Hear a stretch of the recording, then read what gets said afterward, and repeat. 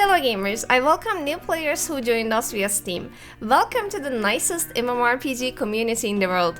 Please ask me anything that confuses you about the game. I would be glad to help and answer any question. I dedicated this video to convenient things that will make your life in Guild Wars 2 easier. Some of these things are stuff I learned years and years later and I wish I knew them earlier.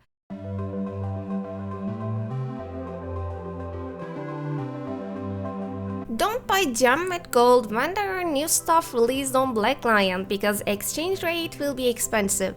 You can buy gems with your in-game gold in Guild Wars 2 from this window, so it is possible to get nice things without even paying a single dollar, which makes Guild Wars 2 awesome on that part. But you should see this exchange rate like real-life currencies because it goes up and down. For example, when there's a new skin released, whether it be an armor, mount, or a weapon skin, it becomes more expensive to buy gems with gold. But Guild Wars 2 doesn't have that limited deals like other games do, so if you couldn't buy something when you wanted it, it will definitely come back to Black Lion store in the next 1 year. So you can wait and buy gem when it's cheaper. As a veteran player, I would suggest buying gem when it's under 120 gold for 400 gems. Lowest I have seen in the recent year I think is 113 gold for 400 gems, and the most expensive I have seen is slightly over 140 gold for 400 gems. Every time there's a new item on the Black Lion, it will mostly be over 120 gold for a week or so I would suggest waiting a little bit before buying some. Second thing is, hover over map icons to find missing points. This I learned after 8 years of playing, and there was just Tyria no expansion at all when I first completed my world exploration. It was painful as I had to alt-tab and find my last missing point of interest or other stuff. Don't be mean new players, make it easy for yourself.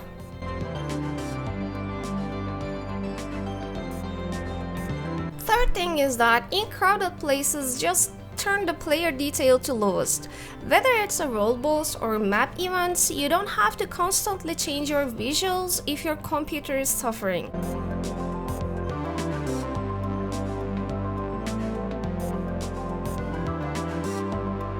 Taking these two settings to the lowest will be enough for 90% of the cases.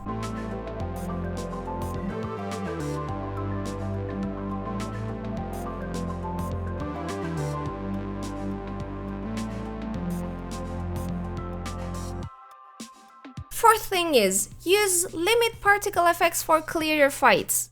Well, there are a lot of visual effects in Guild Wars 2. We sometimes make fun of our friends, like if you wear one more piece that has a light effect, you will completely turn to a ball of light. And when you take 10 of these people to a fight, sometimes it becomes hard to see boss mechanics or stuff that's happening on the ground. This setting will reduce the number of effects you see, so everything is more clear and you can see what's happening.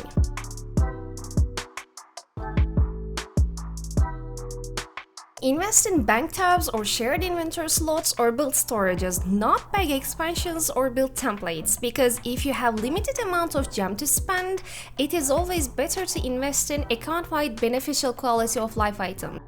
Character bound things may seem logical if you really like playing a single class and a character.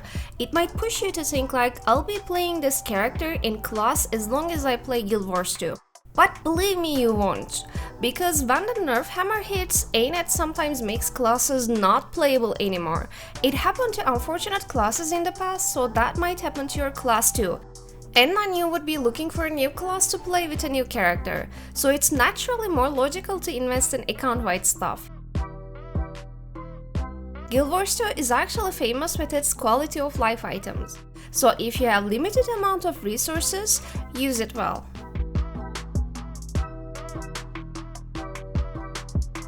Sixth thing is, taking exotic items to endgame content is completely fine.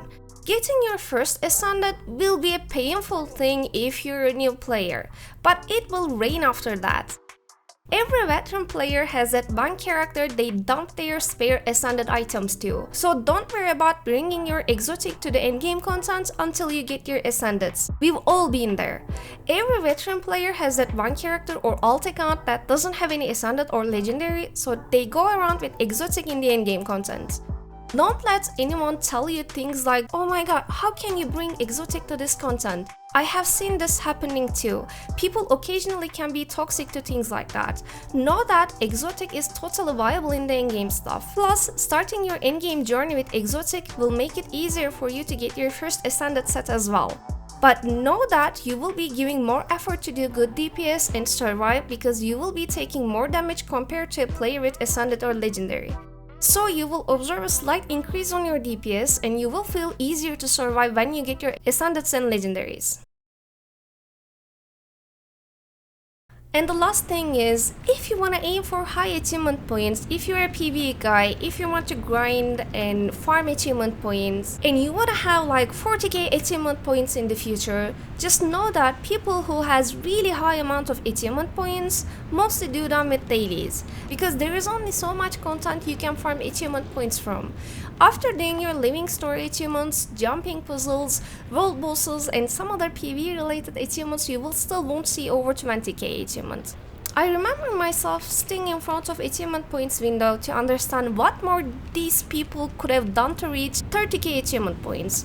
But later I learned by doing dailies you can get 2 gold and 10 achievement points per day, which makes 60 gold and 300 achievement points per month, which is 3,600 achievement points per year. So people with really high amount of achievement points do it mostly with daily stuff, just to let you know.